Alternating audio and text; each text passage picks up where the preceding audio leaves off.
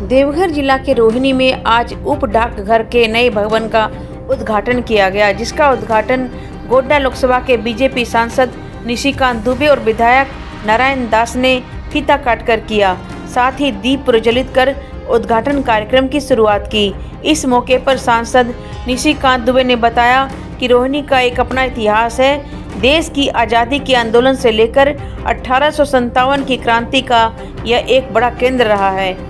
उन्होंने कहा कि रोहिणी में उप डाकघर के नए भवन के बनने से आम लोगों को काफ़ी सुविधा होगी। देवघर से अरविंद कुमार यादव की रिपोर्ट। रोहिणी एक ऐतिहासिक गांव है।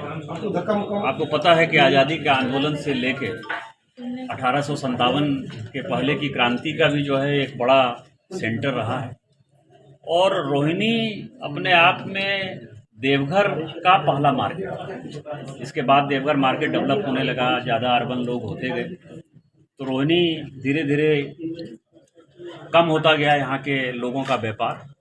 लेकिन आप समझ सकते हैं कि कुछ एक जगह जो डाक विभाग के पास अपनी ज़मीन है, तो उस ज़माने में जो है रोहिणी के पास अपनी ज़मीन थी और ये ज़मीन का जो है डाक विभाग ने बड़ा सदुपयोग किया, उसने पैसा खर्चा किया। रोहिणी जैसे जगह में जो है अपनी बिल्डिंग हो गई डाक विभाग की, और इतनी अच्छी खूबसूरत बिल्डिंग है जिसमें कि दिव्यांग के लिए भी व्यवस्था है, जिसमें आम कस्टमर के लिए भी व्यवस्था है।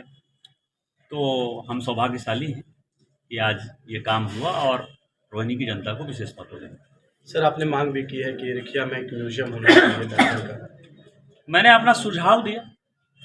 कोई भी जगह जो है अपने पुराने धरोहर को, सभ्यता संस्कृति को यदि पहचानता है तो उस शहर की पहचान होती है। देवघर की पहचान निश्चित तौर पर बाबा के कारण है, हृदयपीठ के कारण है, लेकिन देवघर की एक अलग दूसरी पहचान, चाहे बम विस्फोट का यहाँ सवाल हो, चाहे रविन्द्रनाथ टैगोर जी का यहाँ आना हो, चाहे महर्षि अरविंद का आना हो, चाहे राजनारायण बोस जो उनके नाना थे उनका यहाँ आना हो, चाहे ईश्वरचंद्र विद्यासागर जी की कर्मभूमि हो।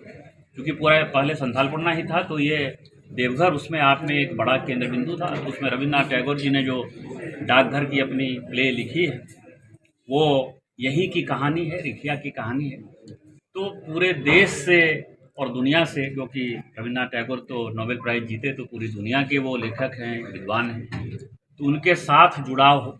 इवन महात्मा गांधी जी ने जो अपनी ऑटोबायोग्राफी लिखी है उसमें उन्होंने लिखा है कि महात्मा की का जो उनका टाइटल है वो रविन्द्रनाथ टैगोर ने दिया।